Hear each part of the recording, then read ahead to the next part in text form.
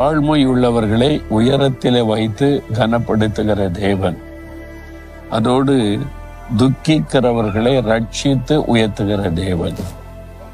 நீங்க இன்னைக்கு தாழ்த்தப்பட்டு போன நிலைமையில இருக்கலாம். ஒரு காலத்துல நல்லா இருந்தேன், நல்ல உயர்ந்த பதவி இருந்துச்சு, வருமானம் இருந்துச்சு, வசதி இருந்துச்சு, சமுதாயத்துல உயர்ந்த நிலைமையில இருந்தேன்.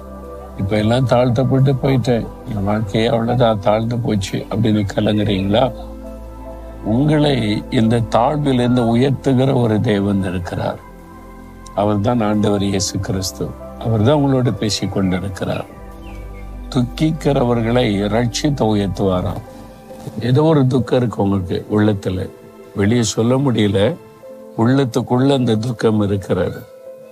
சிலர் ஜெபிக்க வருவாங்க, என்ன விஷயம் சொல்லுங்க, ஜெபிக்கிறேன்னு சொன்னா ஒன்றும் சொல்ல மாட்டாங்க, அமைதியா இருப்பாங்க. அவங்க முகத்திலே தெரிஞ்சிடும் அவங்களுடைய உள்ளத்துல இருக்கிற துக்கம். அவங்களுடைய முகமே காட்டி கொடுக்கும் எவ்வளவு பெரிய துக்கத்துல இருக்கிறாங்கன்னு சொல்லி. சமீபத்தில் அப்படிதான் ஒரு திருமண நிகழ்வுக்கு நான் போயிருந்தேன்.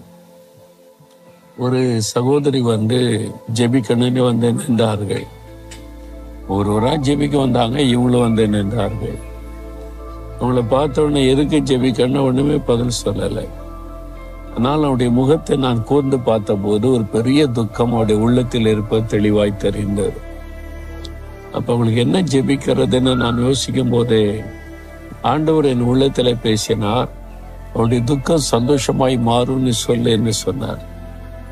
நான் உடனே அவளை பார்த்து, உங்கள் துக்கம் சந்தோஷமாய் மாறும்னு கர்த்தர் உங்களை சொல்லுகிறார். உங்களுக்கு என்ன துக்கம் அது எனக்கு தெரியல, ஆனா உங்களுடைய உள்ளத்துல ஒரு காயம் இருக்க, துக்கம் இருக்கிறது.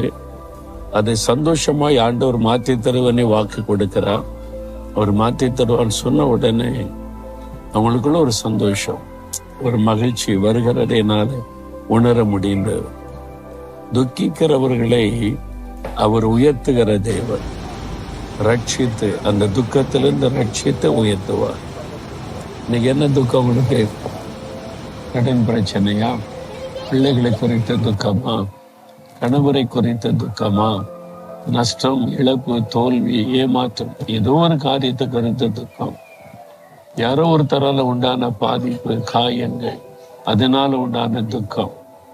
துக்கத்தினால மன சோர்ந்து போய் இருக்கிறீங்களா? உங்களோட தான் ஆண்டவர் பேசுகிறார். நான் உன்னை ரட்சித்து உயர்த்துவேன் இந்த ஆண்டவர் சொல்றார்.